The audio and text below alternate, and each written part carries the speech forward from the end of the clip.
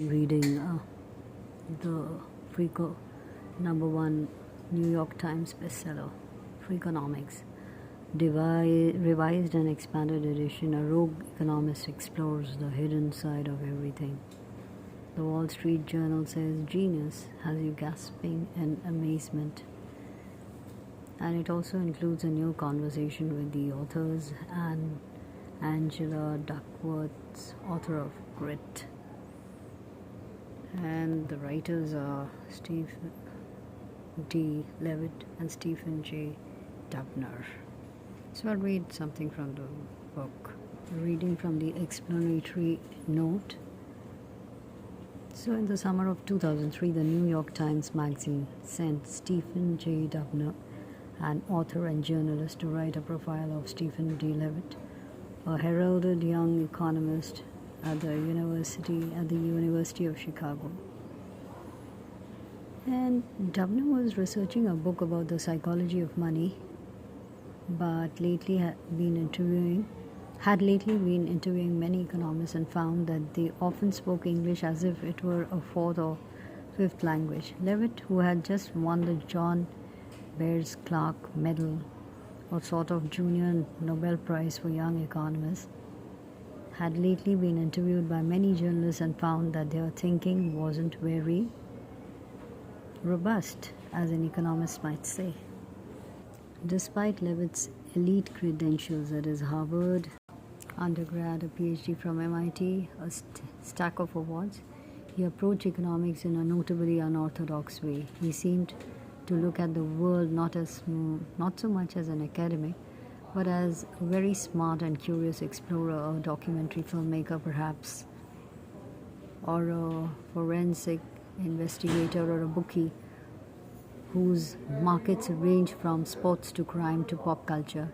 He professed little interest in the sort of monetary issues that come to mind when most people think about economics. He practically blustered with self-effacement. "I just don't know very much about the field of economics," he told Dubner at one point, swiping the hair from his eyes. "I'm not good at math. I don't know a lot of econometrics. And I also don't know how to do theory. If you ask me about whether the stock market's going to go up or down, if you ask me whether the economy is going to grow or shrink, if you ask me whether deflation's good or bad, if you ask me about taxes, it would be total fakery if I said I knew anything about any of those things." So he writes that, as Levitt sees it, economics is a science with excellent tools for gaining answers, but a serious shortage of interesting questions. His particular gift is the ability to ask such questions. Find them out when you read the book. I go on to read. Many people, including a fair number of his peers, might not recognize Levitt's work as economics at all, but he has merely distilled the so-called dismal science to its most primal aim, explaining how people get what they want. Unlike most academics, he's unafraid of using personal observations and curiosities. He's also unafraid of anecdote and storytelling, although he's afraid of calculus. He's an institutionalist. He sifts through a pile of data to find a story that no one else has found. He figures a way to measure an effect that veteran economists had declared unmeasurable. His abiding interest, though he says he has never trafficked in them himself, are cheating, corruption, and crime. Levitt's blazing curiosity also proved attractive to thousands of New York Times readers. He was beset by questions and queries, riddles and requests from General Motors and the New York Yankees and U.S. senators, but also from prisoners and parents, and a man who for 20 years had kept precise data on his sales of bagels. What they were all responding to was the force of Levitt's underlying belief that the modern world, despite a surfeit of complication and downright deceit, is not impenetrable, is not unknowable, and if the right questions are asked, is even more intriguing than we think. All it takes is a new way of looking. So this is the back cover of the book. Stephen D.Levitt, a professor of economics at the University of Chicago, is a recipient of the award, as I've already said. And Stephen J. Dubner is an award-winning journalist. And that's the ISBN number. So I'm reading from the praise of the book. Freakonomics is an addictive, irresistible crash course in the populist application of economics. Levitt has a remarkable gift for gazing into a dry pile of statistics and coming away with a novel, exciting theory about how the world works. And in Freakonomics, it's well matched by Dubner's gift for conveying Levitt's ideas and theories in vivid, fun, conversational language, writes The Onion. The Evening Standard UK says Levitt has a brilliant mind applying itself to the mysteries of everyday life like an economic Sherlock Holmes. Freakonomics offers non-stop, counterintuitive fun. The Observer UK says, in praise, Freakonomics is about unconventional wisdom, using the new raw data of economics in imaginative ways to ask clever and diverting questions. Levitt has a genius for wacky inquiry, hallucinatory and mesmerizing, brilliant, it says. This is what the Buffalo News has to say. Levitt's curiosity is contagious. He has never lost that toddler's desire to know why, and with that he encourages us to keep questioning, to keep looking for answers, and perhaps to look somewhere he hadn't thought of before. An entertaining work highlighting economic theory, something previously thought impossible.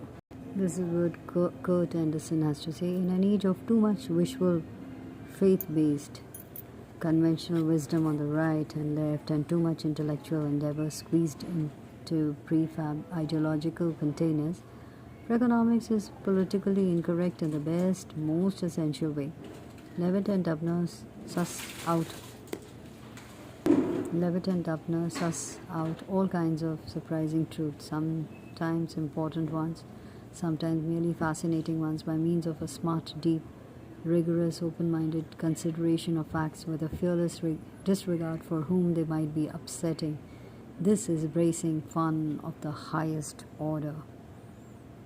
The Washington Times writes, in recent memory, there has not been an economics text that has gripped the popular consciousness like this intriguing and strikingly original collaborative offering.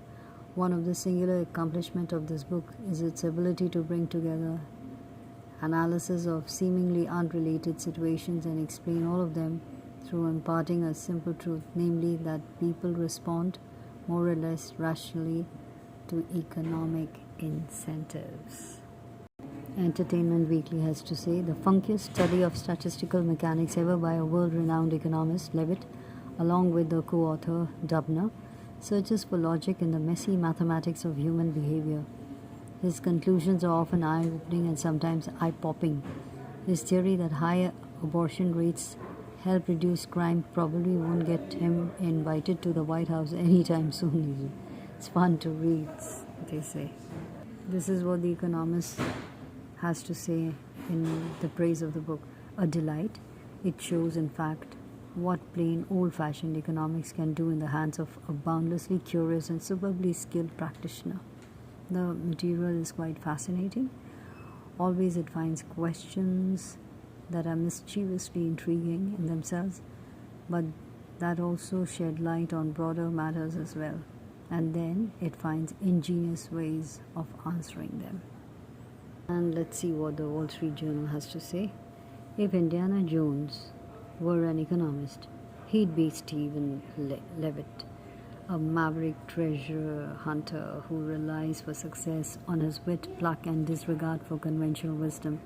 Freakonomics reads like a detective novel. Economists ever wary of devaluing their currency tend to be sitting in their praise, stinting in their praise. I therefore tried hard to find something in this book that I could complain about, but I give up. Criticizing Freakonomics would be like criticizing a hot fudge sundae. The cherry on the top of the sundae is Mr. Levitt's co-author Stephen Dubner, a journalist who clearly understands what he's writing about and explains it in prose that has you chuckling 1 minute and gasping in amazement the next.